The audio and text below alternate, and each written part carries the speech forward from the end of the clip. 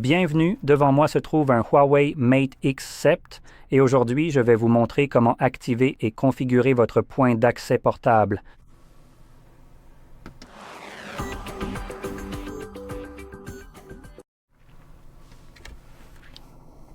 Pour commencer, vous devrez faire glisser votre doigt vers le bas depuis le coin supérieur droit de l'écran, ce qui fera apparaître tous vos raccourcis. Ou peut-être pas tous, mais la plupart. Et quelque part ici, par défaut, je pense que nous devrions avoir le raccourci du point d'accès. Pour moi, il se trouve juste ici. Mais si vous ne le trouvez nulle part dans cette liste, vous pouvez l'ajouter en cliquant sur ce bouton juste ici. Ensuite, cliquez sur le signe « plus » et ici, vous aurez des raccourcis que vous pouvez ajouter en plus de ceux déjà présents dans la liste. Donc, disons que je veux ajouter l'enregistreur, il suffit d'appuyer dessus, il s'ajoute juste ici, cliquez sur la coche, et vous pouvez voir qu'il est maintenant tout en bas.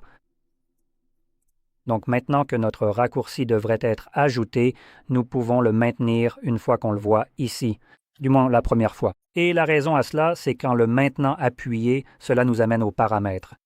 Et dans les paramètres, vous trouverez le mot de passe. Donc je vais cliquer dessus. Comme vous pouvez le voir tout de suite, ce mot de passe n'est pas le meilleur. Il est plutôt mauvais, pour ne pas dire pire. Donc je vais tout simplement le supprimer et ensuite définir mon propre mot de passe, qui devra comporter au moins 8 caractères. Cela peut être des lettres ou des chiffres, peu importe. Et une fois que vous atteignez le 8e caractère, vous pouvez voir que le bouton OK devient disponible. Je vais cliquer dessus maintenant. Huawei a une sorte de logique pour vérifier quel est le mot de passe ici. Pour une raison idiote, il ne croit pas que cela regarde quelqu'un d'autre ce à quoi il est défini. Mais bon, il nous donne une information. Ce mot de passe peut être facilement deviné. Eh bien, super, c'est mon choix, donc tu peux t'en aller et arrêter de vérifier le mot de passe. Bon sang, j'ai choisi le mauvais. Quel est le mot de passe que j'essaie d'entrer? Donc, essayons quand même, sans changer. Et maintenant, notre mot de passe est changé pour un mot simple que, même si je l'oublie, il me sera facile de le deviner. Donc, de plus, sous « Plus d'options », nous avons quelques options supplémentaires, dont une ou deux dont je veux parler. Donc, la limite de données, c'est une très bonne option pour vous si vous avez une quantité limitée de données sur votre mobile, via votre mobile. Donc, votre hotspot utilise évidemment votre réseau mobile. Donc, si votre opérateur vous fournit, par exemple, une quantité dérisoire en 2026, quelque chose comme, je ne sais pas, 5 à 10 gigaoctets, vous voudrez peut-être définir ici une sorte de limite stricte. Ainsi, lorsque votre hotspot aura utilisé cette quantité, il s'éteindra automatiquement. De cette façon, vous ne risquez pas d'utiliser tous vos gigaoctets sur votre réseau mobile et de ne plus rien avoir pour le reste du mois. Maintenant, les options que nous avons ici vont de, pas de limite et de 10 mégaoctets à 100, mais nous avons aussi une option personnalisée. Donc, disons que nous choisissons 1000. Donc 1000, c'est en gros un gigaoctet, puisqu'on ne peut pas vraiment le changer en giga ici. Merci. C'est 12, je pense, plus exactement. Mégas, c'est un seul gigaoctet, mais bon, 1000 c'est suffisant, c'est assez proche, donc ça fait à peu près un gigaoctet. Si vous en avez plus ou si vous voulez avoir plus de données ici, alors vous pouvez mettre le chiffre que vous voulez. Et à ce moment-là, quand vous utilisez environ un gigaoctet, votre appareil coupe automatiquement le partage de connexion lui-même. Maintenant, cela coupe seulement le partage de connexion, pas le réseau mobile. Donc ça, je vais en parler dans un instant aussi. Maintenant, une autre chose ici, c'est la bande API. Maintenant, nous avons deux options, 2,4 et 5 GHz. Si vous ne savez pas ce que c'est ni à quoi ça sert, je vous recommande de laisser sur le 2,4. Ce n'est peut-être pas le meilleur ni le plus rapide, mais cela fonctionnera littéralement avec tous les appareils.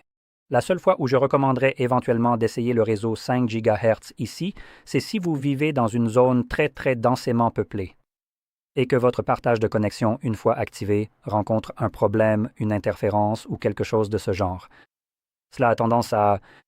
Enfin, ce n'est pas vraiment le cas. Je n'ai jamais vécu ça moi-même, donc je ne sais même pas vraiment quoi chercher. Mais d'après ce que je sais, cela pourrait arriver, ce genre d'interférence, même si je ne sais pas, je suppose. Votre point d'accès pourrait perdre des connexions, se déconnecter et ce genre de choses. Donc, si vous avez ce type de problème, cela pourrait être dû à cette zone densément peuplée, et cela, pour être plus précis, est causé par tous les signaux, le même type de signaux 2,4 GHz présents dans la zone. Ils saturent en fait cette fréquence et ces signaux commencent à interférer les uns avec les autres. Et c'est en quelque sorte ce que vous pourriez expérimenter dans ce cas. Maintenant, si vous passez à 5 GHz, ce problème devrait disparaître, car la fréquence 5 GHz est en fait beaucoup plus large. Ainsi, la même quantité de signaux pourrait en fait circuler librement les uns autour des autres et ne pas interférer entre eux.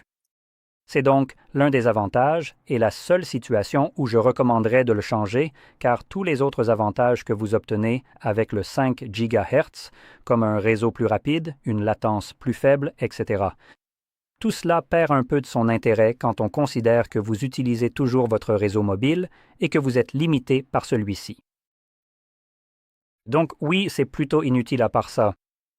Et juste pour que vous le sachiez, la saturation du 2,4 GHz ne vient pas seulement de toutes les personnes qui utilisent des hotspots ou du Wi-Fi en 2,4 GHz. C'est en fait aussi causé par la grande majorité des appareils domotiques. Comme ils essaient tous de se connecter au réseau, ils utilisent tous la fréquence 2,4 GHz. Donc n'importe quelle ampoule connectée qui utilise cela, n'importe quel purificateur d'air, aspirateur ou capteur de porte, détecteur de mouvement, tout ça, ils utilisent tous le réseau 2,4 GHz. Et évidemment, parce que ça peut potentiellement faire énormément d'appareils. Je veux dire, dans une seule pièce, vous pourriez avoir potentiellement 10 lumières différentes qui sont toutes connectées, donc 10 signaux 2,4 GHz différents qui essaient tous, vous voyez, de se connecter. Cela pourrait donc évidemment poser problème et dans ce cas, la valeur 5 résoudrait ce problème. L'inconvénient, c'est que si vous choisissez l'option 5, vous vous limitez aux appareils compatibles avec la fréquence de 5 GHz. Donc, si vous avez un vieil ordinateur portable, par exemple, un vieil ordinateur portable, comme s'il s'agit d'un... Disons simplement qu'il est très vieux, n'est-ce pas? S'ils ont un jour proposé une connectivité Wi-Fi, cela signifie qu'ils prennent en charge le 2,4 GHz et tout appareil, même ceux qui sortent aujourd'hui, prendra toujours en charge le 2,4 GHz. Du moins pour l'instant. Mais ce même vieil appareil, même s'il prend en charge le 2,4 GHz, ne prendra potentiellement pas en charge le 5 GHz, car il s'agit d'une technologie plus récente en ce qui concerne le Wi-Fi. Donc, s'il ne le prend pas en charge, il ne verra tout simplement pas ce réseau du tout et vous ne pourrez pas vous y connecter. C'est donc une façon simple de le vérifier. Si votre appareil est indiqué comme compatible Wi-Fi 6, il le prendra en charge. Donc tout ce qui est Wi-Fi 6 le prend en charge et le Wi-Fi 6E ainsi que le 7 le prendront aussi en charge. Maintenant, tout ce qui est simplement Wi-Fi ne prend en charge que le 2,4 GHz. D'accord. Donc maintenant que c'est réglé, il reste une dernière chose ici, le minuteur d'arrêt du point d'accès mobile.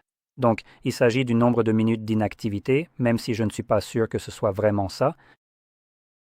Je pense que cela fait référence à l'absence d'utilisation du réseau, ce qui est plutôt embêtant dans ce cas. Donc, 5 ou 10 minutes sans utilisation du réseau, je pense que je vais l'augmenter à 10 minutes, car parfois on peut passer plus de 5 minutes sans l'utiliser. Vraiment, lire un seul article sur une seule page. Et si c'est le cas, cela voudrait dire que le temps de finir votre lecture, votre point d'accès pourrait déjà être éteint. Donc ce n'est pas l'idéal. Et ce sont vraiment toutes les options que nous devrions examiner. Alors fermons ça. Et maintenant, vous voulez à nouveau faire descendre ce panneau et cliquer sur votre point d'accès pour simplement l'activer. Et lorsque vous l'activez ou essayez de vous y connecter, vous devrez toujours chercher le nom qui est affiché juste ici. Nous pouvons aussi le modifier, donc si je l'éteins, vous voyez, nous pouvons changer cela comme nous le souhaitons. Mais par défaut, ce sera le nom de l'appareil.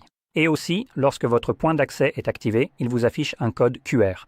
Vous pouvez donc prendre votre autre appareil, comme un téléphone, ouvrir l'appareil photo, le pointer vers ce code QR et vous connecter rapidement en appuyant simplement dessus. Et il va automatiquement remplir toutes les informations nécessaires pour s'y connecter. Il va donc sélectionner le réseau et saisir le mot de passe tout seul.